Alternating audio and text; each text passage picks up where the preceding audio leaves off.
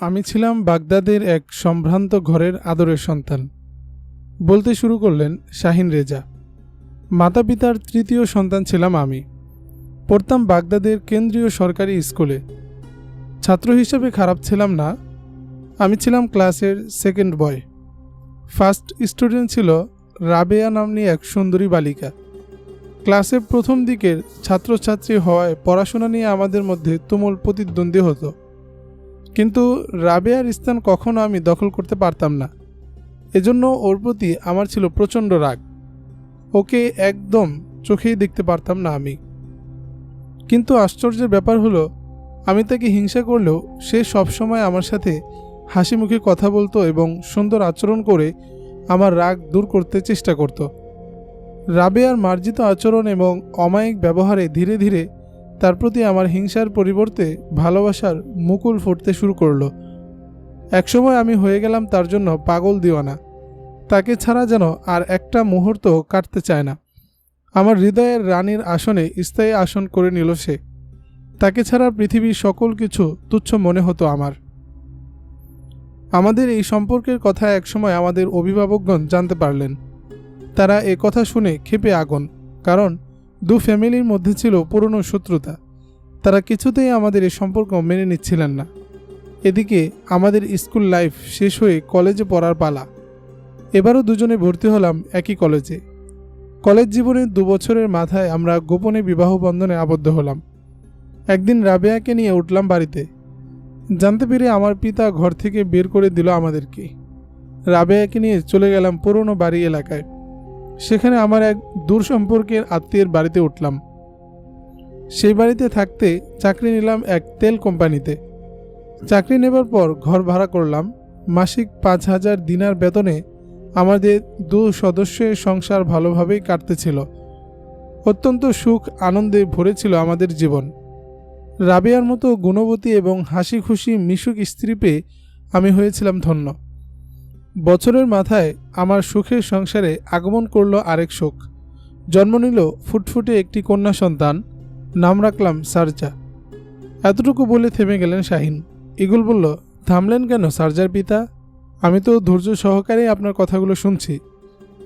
ইগলের উৎসুক্ষ দেখে শাহিন রেজা পুনরায় বলতে শুরু করল। এরপর থেকেই আমার দুঃখের দিন শুরু হলো।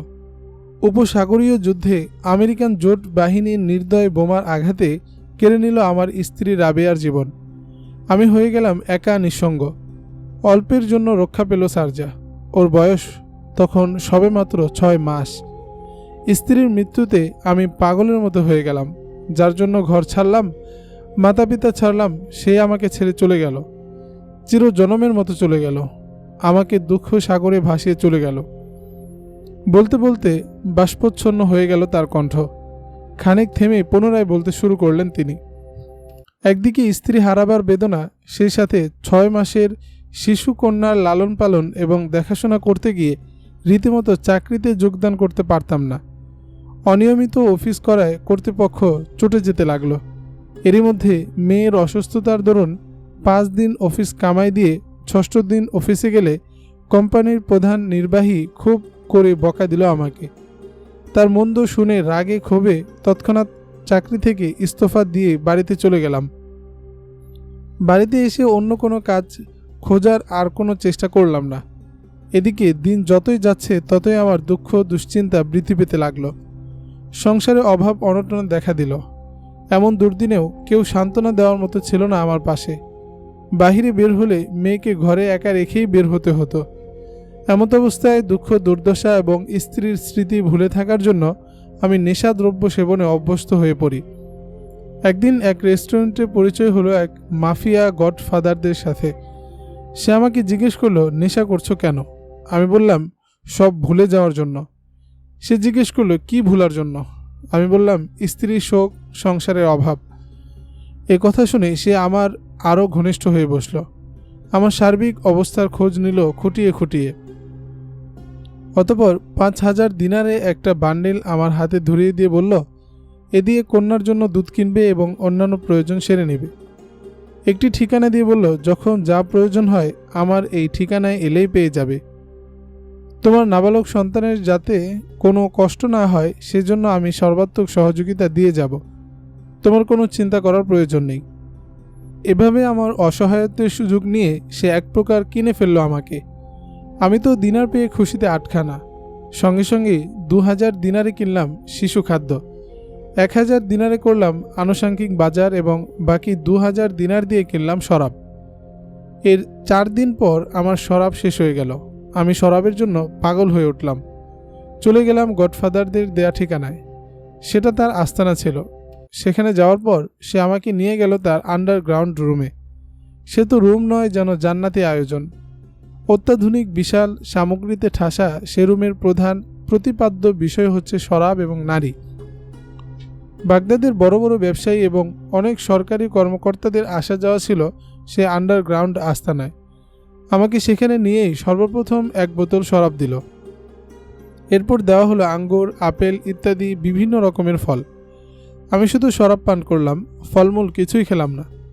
নেশাগ্রস্ত অবস্থায় সে কিলার আমাকে বলল, তোমার তো বাড়িতে কাজকাম করার লোক নেই। কাজকাম করার জন্য আমি একটি মেয়ে দিচ্ছি।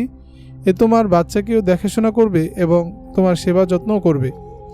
এই বলে সেখানে অবস্থানরত একটি সুন্দরী রূপসী মেয়েকে ডেকে আমার হাওলা করে দিল এবং আমার হাতে গুজে দিল আরও 3000 দিনার। এ যেন মেঘ না চাইতেই বৃষ্টি। এরকম একটি সুন্দরী রূপসী মেয়ে এবং নগদ অর্থ পেয়ে আমি একেবারে তার ভক্ত ও অনুরক্ত হয়ে গেলাম। আমার কাছে মনে হলো তার চেয়ে উদার, মহানুভব, পরহিতৈষী মানুষ বুঝি আল্লাহর সৃষ্টি জগতে দ্বিতীয় আরেকটিও নেই। এটাই অবশ্য ঠিক যে মানুষ বিপদ ও অভাব অনটনের মুহূর্তে যার কাছ থেকে সাহায্য পায় তাকেই ভাবে সবচেয়ে দয়ালু, সবচেয়ে বড় হিতাকাঙ্ক্ষী, বলল ঈগল। আর সেজন্য আপনিও তখন সেই কিলারকে ভেবেছিলেন সবচেয়ে ভালো মানুষ, সবচেয়ে বড় উপকারী বন্ধু, তাই তো? আচ্ছা, এবার বলুন তারপর কি হলো, বলল ঈগল। গডফাদারের দেয়া সেই মেয়েটি ছিল গণিকা, বলল শাহিন রেজা। শুধু এ মেয়েই নয়, তার আস্তানার প্রতিটি মেয়েই এক একটি পেশাদার গণিকা। এদের দ্বারাই সে তার সিংহভাগ কার্যসিদ্ধি করে থাকে। আমার সাথেও সেই মেয়েটাকে দেওয়ার উদ্দেশ্য ছিল আমাকে পুরোপুরি কবজায় নিয়ে আসা, আর তার পরিকল্পনা পুরোপুরি বাস্তব হয়েছিল। আমি দিনরাত শরাব আর সেই গণিকা মেয়েটিকে নিয়েই মেতে থাকতাম, আর সেই মেয়ে আমাকে সর্বক্ষণ কিলারের সহযোগিতা করার প্রতি উদ্বুদ্ধ করত এবং তাদের সেই অন্ধকার জগতের মন্দ কার্যাবলীকে রঙিন স্বপ্নাকারে সাজিয়ে আমার সম্মুখে পেশ করত। এভাবেই আমি অপরাধ জগতের সাথে জড়িয়ে পড়ি। অপরাধ করা ও করানোই হয়ে পড়ে আমার পেশা এবং নেশা। কিন্তু এত সব কিছুর মধ্যেও আমার মেয়ে সারজা ছিল আমার একমাত্র হৃদয়ের রত্না। ওকে আমি আমার মন্দ কার্যাবলী থেকে দূরে সরিয়ে রাখতাম সব সময়, যাতে ও আমার মতো না হয়। কেননা ও ছিল আমার প্রাণপ্রিয় অর্ধাঙ্গিনী, আমার হৃদয়ের অধিকারী, রাবেয়ার নারী ছেঁড়া ধন। রাবেয়ার পবিত্র আমানত ছিল ও আমার কাছে। আমি অপরাধ জগতে পা দেওয়ার পর ভুলে গিয়েছিলাম কি আমার ধর্ম, কি আমার কর্তব্য। অর্থাৎ মানবতা এবং মনুষ্যত্ব বিদায় হয়ে গিয়েছিল আমার থেকে। লোভ, লালসা, পরশ্রী কাতরতা, মদ, নারী হয়ে উঠেছিল আমার চারিত্রিক বৈশিষ্ট্য, আমার স্বপ্নবিলাস। তদুপরি মেয়েটাকে সৎভাবে গড়ে তোলার চেষ্টা করেছি, রাবেয়ার আমানতের খেয়ানত করিনি। আর আল্লাহর খাস মেহেরবানিতে মেয়েও আমার সৎভাবে গড়ে উঠেছে। অবশ্য তার ব্যাপারে তোমার কাছে আমার প্রশংসা করার প্রয়োজন পড়ে না। তার সৎ চারিত্রিকতা সম্বন্ধে তুমি ভালোই অবগত আছো, যেহেতু সে তোমাদেরই সাথী বোন। নিজের কাহিনী বলতে বলতে শাহিন রেজা অত্যন্ত আবেগপ্রবণ হয়ে উঠলেন। এবার সে উচ্চস্বরে কেঁদে বলে উঠলেন, ঈগল, আমি এত নিকৃষ্ট এবং লোভী হয়ে পড়েছিলাম যে তোমাকে পর্যন্ত মার্কিনীদের হাতে ধরিয়ে অর্থ উপার্জনের ফিকির করেছিলাম। সেদিন আমার মেয়ে সচতুরতার পরিচয় না দিলে তুমি ঠিকই ধরা পড়ে যেতে। আচ্ছা, আপনার প্রাণপ্রিয় স্ত্রীকে মার্কিনীরা হত্যা করা সত্ত্বেও আপনি কেন এখন মার্কিনীদের দালালি করছেন? আপনার মনে কি মার্কিনীদের প্রতি এজন্য ঘৃণা সৃষ্টি হয় না? স্ত্রী হত্যার প্রতিশোধ নিতে মন বিদ্রোহী হয়ে ওঠে না? ঈগল, আমি যে পথে পা বাড়িয়েছিলাম এ পথে মানুষের কোনো সঠিক অনুভূতি থাকে না, বলল শাহিন রেজা। থাকে শুধু লোভ আর লোভ, দিনার আর দিনার। এ দলের সদস্যদের অতিরিক্ত শরাব পানের ফলে সকল বাস্তব অনুভূতি দূরীভূত হয়ে যায়। দিনারের লোভহীন এমন কোনো কাজ নেই যা তারা করতে পারে না। যে দিনার দেবে তার পক্ষে নিশ্চিন্তে কাজ করবে, হোক সে দেশ, জাতি, এমনকি তার নিজেরও শত্রু। আমিও ঠিক এ ধরনের একজন লোক। অবশ্য এখন আমি সমস্ত অন্যায় কাজ ছেড়ে দিয়েছি, আর তাও মার্কিনীদেরই জন্য। সেটা আবার কীরকম? জিজ্ঞাসা ইগলের। খুলে বলুন, কিভাবে মার্কিনীরা আপনাকে মন্দ কার্যবলী ত্যাগ করতে সহায়তা করল। সেটা বলার জন্যই আমি এই মুহূর্তে তোমার কাছে এসেছি, বলল শাহিন রেজা। সেদিন আমার দেয়া তথ্য অনুযায়ী মার্কিন বাহিনী সৈন্য পাঠিয়ে ইগলকে অর্থাৎ তোমাকে ধরতে পারল না। উপরন্তু তাদের সৈন্যরাই হলো আহত নিহত। এজন্য তারা আমার উপর সন্দেহ করতে থাকে যে আমি তাদের নয় বরং মুজাহিদদের আফাদার। কিন্তু সরাসরি আমাকে কিছু বলল না, কেননা খুব কম লোকই গাদ্দারির খাতায় নাম লিখিয়েছে। তাই যে কয়জন আমার মতো গাদ্দার তাদের বাগদাদে প্রবেশকে স্বাগত জানিয়েছে, তাদেরকে তারা হাতছাড়া করতে চায় না। কারণ যে কোনো বহিরাগত হানাদারদের দখলদারিত্ব অক্ষুণ্ণ রাখতে স্বজাতীয় কিছু গাদ্দার অবশ্যই প্রয়োজন, যারা তাদের পক্ষে স্লোগান দিবে, তাদের কাজে সহযোগিতা করবে, পূর্ব সরকারের কর্মকর্তা কর্মচারীদের গ্রেফতার করতে সাহায্য করবে, রাষ্ট্রীয় বিভিন্ন গোপন বিষয়াবলী সম্পর্কে তথ্য দেবে, সর্বোপরি তাদের পক্ষে জনমত তৈরি করতে সহায়তা করবে এবং প্রতিরোধ যোদ্ধাদের মাঝে ভুল বোঝাবুঝি সৃষ্টি করবে ইত্যাদি কাজের জন্যই সর্বদেশে সকল গাদ্দারকে দখলদার বাহিনী অনেকটা সমীহ করে চলে। দু একটি ভুলচুক হলেও কিছু বলে না ঠিকই, তবে সন্দেহের আওতায় রাখতে ভুল করে না। আমার বেলায়ও দখলদার মার্কিনী বাহিনী এই নীতি অনুসরণ করল। ঘটনার বেশ কিছুদিন পর বাগদাদের গাদ্দারদের নিয়ে দখলদাররা একটি বৈঠকে বসল। সেখানে সকল গাদ্দারের কার্যবলী সম্বন্ধে ব্যাপক আলোচনা পর্যালোচনা হলো। কারো কাজে সন্দেহ করার মতো কিছু ধরা পড়ল না, শুধু আমার কাজেই সন্দেহ প্রকাশ করা হলো। তারা জানতো আমার মেয়ে দেশ মুক্তির লড়াইয়ে মুজাহিদদের সাথে কাজ করে, তাই আমাকে আমার ভুল তথ্য দেওয়ার জন্য জবাবদিহি করতে বলল। আমি নিজেকে নির্দোষ প্রমাণ করার আপ্রাণ চেষ্টা করলাম, কিন্তু তারা আমার কথার তেমন বিশ্বস্ততা খুঁজে পাচ্ছে না বলে মত প্রকাশ করল। অবশেষে বলল, তুমি যদি সত্যিকারেই আমাদের কল্যাণকামী হয়ে থাকো, তবে তোমরা মুজাহিদা কন্যাকে আমার হাতে তুলে দাও। তাদের এ কথা শুনে আমার মাথা বিগড়ে গেল, মন বিদ্রোহী হয়ে উঠল। যে মেয়েকে আমি নিজের জীবনের চেয়েও বেশি ভালোবাসি, মহাব্বত করি, যার জন্য আমার সমুদয় অর্থ সম্পদ বিসর্জন দিতে পারি, যাকে আমি নিজের পীর মনে করে মুখের দিকে তাকিয়ে পর্যন্ত কথা বলি না, আমার সেই আদরিনী কন্যাকে বলছে ওরা তাদের হাতে তুলে দিতে। এমন অশ্রুতপূর্ণ কথা শুনে আমার ভেতরের মানুষত্ব জেগে উঠল। সে যেন আমাকে ধিক্কার দিচ্ছে এই বলে, দেখলে হে লোভী, এই হচ্ছে লোভ লালসার ফল, এটা তোমার পাপের শাস্তি। সে মুহূর্তে আমার মনে চাচ্ছিল ওই সেনা অফিসারের জিহ্বাটা টেনে ছিঁড়ে ফেলি, ঘুষি মেরে ওর অপবিত্র মুখটি থেতলে দিই। কিন্তু পরিণামের কথা চিন্তা করে নিজেকে সামনে নিলাম এবং সাথে সাথে সেই মজলিস ত্যাগ করে ওখান থেকে বেরিয়ে এলাম। আমি কিছু না বলে চলে আসায় তারা মনে করেছে আমি তাদের প্রস্তাব মেনে নিয়েছি। কিন্তু এই মজলিসের পর 10-15 দিন অতিবাহিত হয়ে গেলেও যখন আমি মেয়েকে নিয়ে তাদের কাছে হাজির হলাম না, তখন তারা লোক পাঠালো আমার মেয়েকে নিয়ে তাদের হাতে তুলে দেওয়ার জন্য। পুনরায় এই কথাটি শুনে আমি আর নিজেকে সামনে রাখতে পারলাম না। মার্কিনীদের সংবাদদাতা সেই ইরাকি গাদ্দারটিকে কষে এক ঘুষি মারলাম। তাকে বললাম, ওই মার্কিন শয়তানদের গিয়ে বল, আমি আমার জীবন থাকতে আমার প্রাণাধিক প্রিয় কন্যাকে ওদের হাতে তুলে দেব না। আমার ঘুষি খেয়ে এবং উত্তর শুনে সে চলে গেল। এর কিছু সময় পরেই আমার বাড়িতে আসলো মার্কিনীদের এক প্লাটুন সৈনিক। তারা আমাকে ও আমার মেয়েকে নিয়ে গেল। সেনাবাহিনীর ক্যাম্পে নেওয়ার পরে আমাকে বেঁধে চাবুক দিয়ে পেটাতে শুরু করলো। পেটাতে পেটাতে আমাকে অজ্ঞান করে ফেলল। আমার কলিজার টুকরা মেয়েকেও আমার চোখের সামনে নির্যাতন করলো।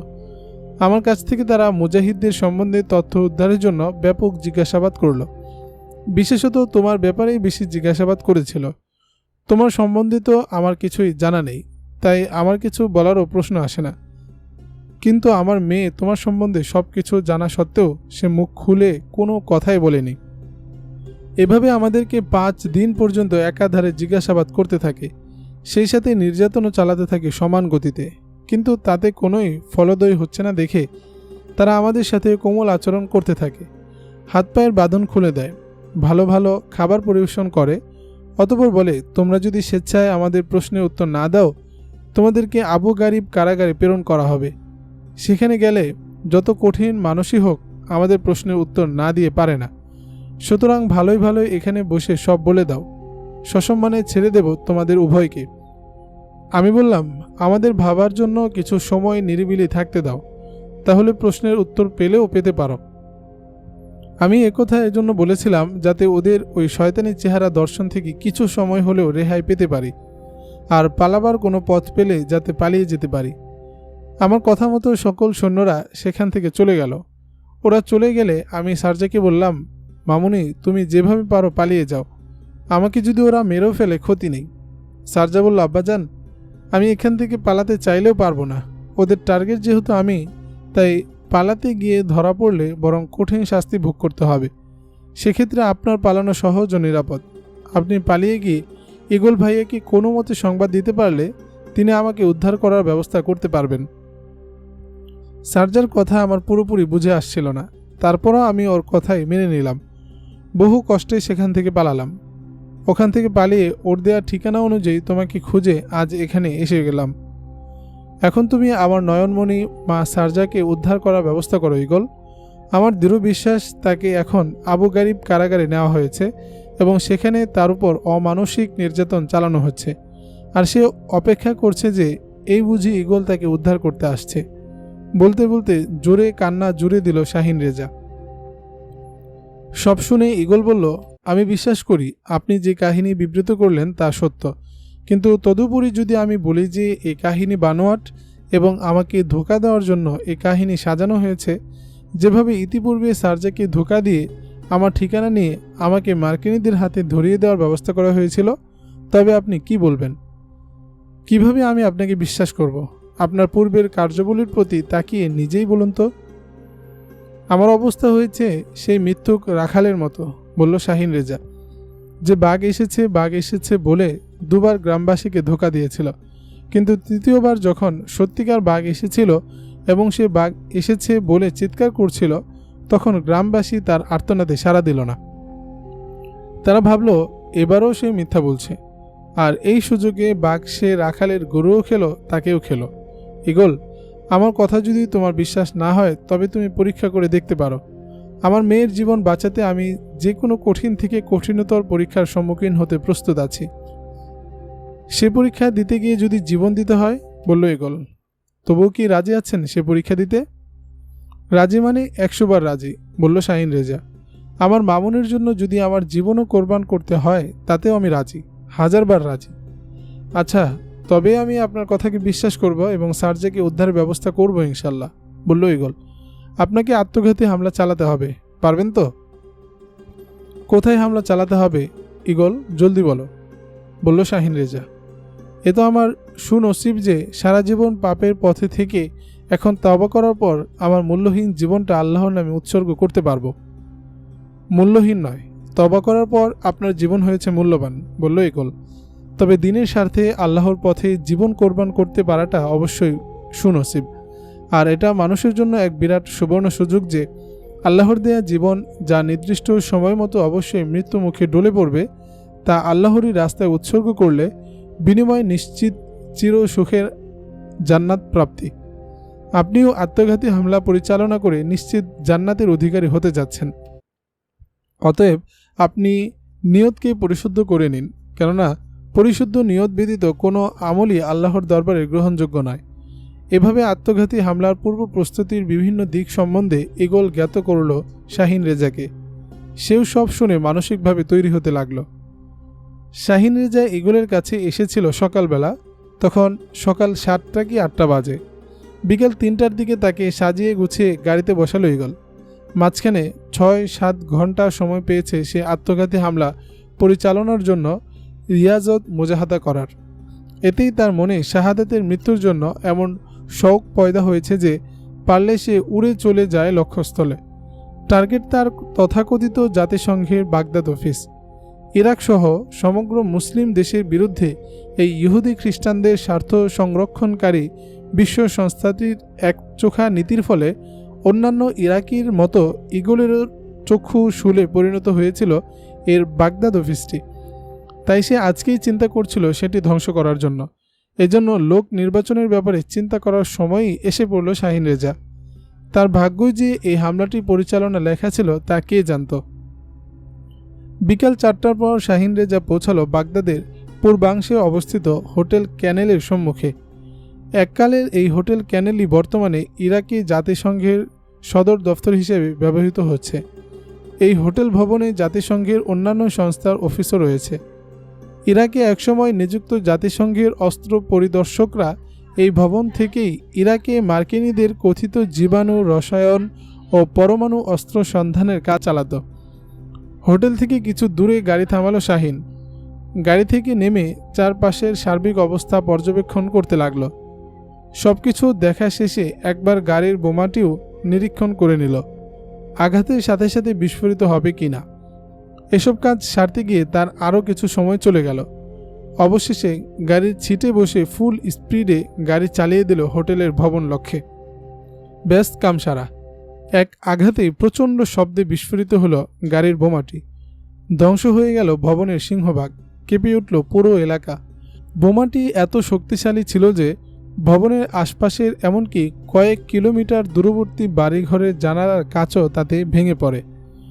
যে মুহূর্তে জাতিসংঘ অফিসে আঘাত হানে শাহিন রেজা, ঠিক সে সময়ে ওই ভবনে একটি সাংবাদিক সম্মেলন হওয়ার কথা ছিল।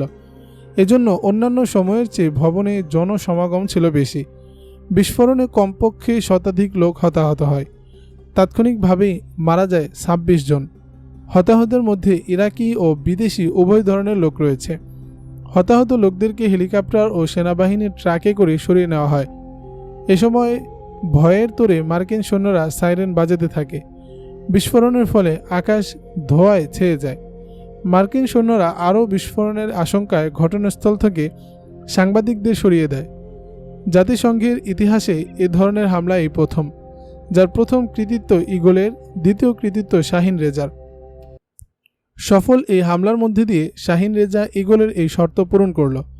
পরীক্ষায় পাশ করল 100 ভাগ।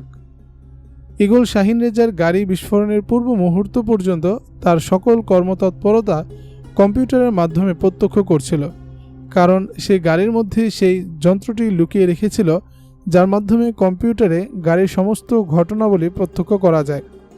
এর কথা স্বয়ং শাহিন রেজাও জানত না, কিন্তু টার্গেটে আঘাত হানার সাথে সাথে গাড়ি ও গাড়ির চালকের সাথে সেই যন্ত্রটিও ধ্বংসস্তূপের ভিতর চাপ পড়ে জ্বলে পুড়ে ছারখার হয়ে যায়।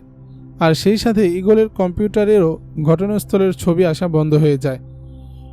কম্পিউটারের যোগাযোগ ছিন্ন হতেই ঈগল গাড়ি নিয়ে বের হলো ঘটনাস্থল পরিদর্শন করতে। সেখানে এসে দেখল মার্কিন সৈন্যরা পুরো ভবনটিকে ঘিরে রেখেছে, কাউকে সেখানে ঘেঁষতে দিচ্ছে না। দূর থেকে ঈগল বিস্ফোরিত গাড়ির যে হালত প্রত্যক্ষ করল তাতে শাহিন রেজার লাশের কোনো অস্তিত্ব থাকার কথা নয়। যদিও দু এক টুকরা থেকেও থাকতে পারে ছড়িয়ে ছিটিয়ে, তবুও তা সৈন্যদের এই নিশ্চিত্র বেষ্টনী ভেদ করে বের করে আনা সম্ভব নয়। ঈগল ভাবল 2-4 দিন পর তো সৈন্যরা এমনিতেই চলে যাবে, তখন এসে লাশের টুকরোগুলো নেওয়া যাবে। এই ভেবে সেখান থেকে গাড়ি নিয়ে চলে এলো। এদিকে বিদেশি সাংবাদিকদের উপস্থিতিতে বাগদাদের জাতিসংঘের অফিসে শক্তিশালী গাড়ি বোমা বিস্ফোরিত হওয়ায় এবং অনেক সাংবাদিক হতাহত হওয়ায়, এমনকি এ ঘটনায় জাতিসংঘের বিশেষ প্রতিনিধি সেরজিও ভিয়েরা ডি মেলোর আহত হওয়ায় সারা দুনিয়ায় এ নিয়ে হইচই পড়ে যায়। অনেকেই এই ঘটনার জন্য মার্কিন যুক্তরাষ্ট্রকে দায়ী করেন। কেউ কেউ বলেন মার্কিন যুক্তরাষ্ট্র সন্ত্রাস নির্মূলের ভুয়া অজুহাতে একের পর এক মুসলিম রাষ্ট্র দখল করে চললেও জাতিসংঘ এ ব্যাপারে কার্যকর কোনো পদক্ষেপ না নিয়ে বরং নীরব দর্শকের ভূমিকাই শুধু পালন করেছে। আর এজন্য আক্রান্ত মুসলমানরা জাতিসংঘের প্রতি দারুণ ক্ষুব্ধ। বাগদাদে জাতিসংঘ অফিসে গাড়ি বোমা বিস্ফোরিত হওয়া এই সকল বিক্ষুব্ধ মানুষের প্রতিশোধ গ্রহণের বহিঃপ্রকাশ বটে। জাতিসংঘের সাবেক মহাসচিবও এ ব্যাপারে জাতিসংঘের দ্বৈত নীতিকে দায়ী করেছেন। ঈগল জাতিসংঘ অফিসের ধ্বংসস্তূপ পরিদর্শন শেষে চলে এলো হাসপাতালে। সালমান আহত হওয়ার পর এই প্রথম সে তাকে দেখতে এলো। সালমানের সার্বিক অবস্থার খোঁজ খবর নিতে লাগলো সে। সালমান তাকে দেখে কেঁদে ফেলল। সে বলল, ভাই ঈগল, আমি এজন্য কাঁদছি না যে আমি আহত হয়েছি, আমি এজন্য কাঁদছি যে তুমি তোমার আদরের বোনটিকে দিলে আমার হেফাজতে, কিন্তু আমি তাকে হেফাজত করতে পারলাম না। তাকে আমি রক্ষা করতে পারলাম না ওই হিংস্র হায়নাদের বিষাক্ত থাবা থেকে। হায়, সে বেঁচে আছে না মরে গেছে তাও জানি না। যদি তার কোনো খোঁজ পাওয়া যেত তাহলে কতই না ভালো হতো। ইগল, তুমি আমাকে ক্ষমা করে দিও। সে যেথায় থাক তাকে আমি খুঁজে বের করবই। সালমানকে সান্ত্বনা দিতে গিয়ে বলল ইগল, তার জন্য তুমি পেরেশান হও না। তুমি নিজেও মারাত্মক অসুস্থ। তোমার এখন পেরেশানি মুক্ত থাকতে হবে। আমি জানি সালমান ভাই, তোমার বাহ্যিক আঘাতের চেয়ে মনের আঘাত বেশি কষ্ট দিচ্ছে তোমাকে। প্রিয়া হারানোর ব্যথা যে কতটা গভীর বেদনা বিধুর তা বুঝি আমিও তোমার মতো একই ব্যথায় ভুক্তভোগী। আমার প্রিয়তমা সুমাইয়াকে হত্যা করেছে ওই নরপিচাসের সৈন্যরা। তার বিরহ যাতনা আমাকে অনেক কষ্টে সামাল দিতে হয়েছে। আজও তার কথা মনে পড়লে বুকটা ব্যথায় চিনচিনিয়ে ওঠে। তারপরও আমি ধৈর্য ধারণ করেছি, তুমিও ধৈর্য ধারণ করো। আমরা আমাদের প্রিয়তমাদেরকে একালে না পেলেও পরকালে অবশ্যই পাবো ইনশাআল্লাহ। কেননা আল্লাহ তাআলা ধৈর্য ধারণকারীদের পুরস্কার কখনো বিনষ্ট করেন না বলে তিনি ওয়াদা দিয়েছেন। আমি অবশ্যই এ ব্যাপারে ধৈর্য ধারণ করব ইগল, বলল সালমান। তবে ইরাকে বসে ধৈর্য ধারণ করা আমার পক্ষে সম্ভব নয়, কারণ 2-1 দিনের মধ্যেই ডাক্তার আমাকে হাসপাতাল থেকে বিদায় করে দিবে। তখন আমাকে থাকতে হবে তোমার ফুফার বাংকারে, আর সেখানে থাকলে রুকায়ার স্মৃতি আমাকে অসম্ভব রকম পীড়া দিতে থাকবে। এমত অবস্থায় কিছুতেই আমি ধৈর্য ধারণ করতে পারবো না। তাছাড়া আমার ডাক্তারি রিপোর্টেই তুমি দেখতে পেয়েছ রকেটের আঘাতে আমার বাম পা অকেজো হয়ে গেছে। এই অকেজো পা নিয়ে যুদ্ধের রিপোর্ট সংগ্রহ করাও আর আমার দ্বারা সম্ভব হবে না। সুতরাং তুমি আমাকে পাকিস্তান পৌঁছানোর ব্যবস্থা করো। সেখানে গিয়ে আমি ইরাক থেকে সংগৃহীত তথ্যাবলী দিয়ে একাধিক বই রচনা করব, যাতে বিশ্বের মুসলমানদেরকে তোমাদের বীরত্ব, তোমাদের বদান্যতা, প্রেম, ভালোবাসা, অতিথেয়তা এবং ধৈর্যশীলতা সম্বন্ধে অবগত করতে পারি। আর আমার সেই বই পড়ে কোনো আত্মসচেতন মুসলিম যুবক যদি তার ইরাকি ভাই বোনের এই কঠিন বিপদ মুহূর্তে তাদের পাশে এসে দাঁড়ায় এবং তাদের পক্ষে শত্রু বাহিনীর বিরুদ্ধে লড়াই করে শহীদ হয়, তবেই আমার এই পঙ্গুত্ব জীবন ধন্য হবে অযথা এখানে পড়ে থাকার চেয়ে। আর আমার দৃঢ় বিশ্বাস, যেসব মুসলিম নওজোয়ানের মধ্যে এতটুকু পরিমাণও আত্মতেজ, যাত্রাভিমান বিদ্যমান আছে, সে তার এ সকল অসহায় মা বোনদের করুণ পরিণতির কথা শুনে কিছুতেই ঘরে বসে থাকতে পারবে না। তার বিবেকই তাকে তাড়িত করবে। তোমার চিন্তা এবং ধারণা যথার্থ সালমান ভাই, সালমানের বক্তব্য শুনে বলল ইগল। তবে সমস্যা হলো, আজকাল যে অবস্থা তাতে পাকিস্তান যাওয়াটাই তো মুশকিল হয়ে দাঁড়িয়েছে। ইগলকে তার কথা শেষ করতে না দিয়ে সালমান বলল, এ সময় পাকিস্তান যাওয়া যদিও কষ্টকর, তবে অসম্ভবও নয় ইগল। তুমি আমাকে শুধু নিরাপদে ইরাকের সীমান্তটা পার করার ব্যবস্থা করতে পারলেই হবে। সীমান্ত অতিক্রম করে ইরান কিংবা সিরিয়া পৌঁছতে পারলে সেখানে আমাদের পাকিস্তানি দূতাবাসের কর্মকর্তাগণই আমাকে ইসলামাবাদের বিমানে তুলে দিবেন। এভাবে সহজে আমি পাকিস্তান পৌঁছাতে পারবো। ঠিক আছে সালমান ভাই, বলল ইগল, আমি তোমাকে নিরাপদে সীমান্ত পার করে দেওয়ার ব্যবস্থা করছি, বলেই সেখান থেকে চলে গেল ইগল।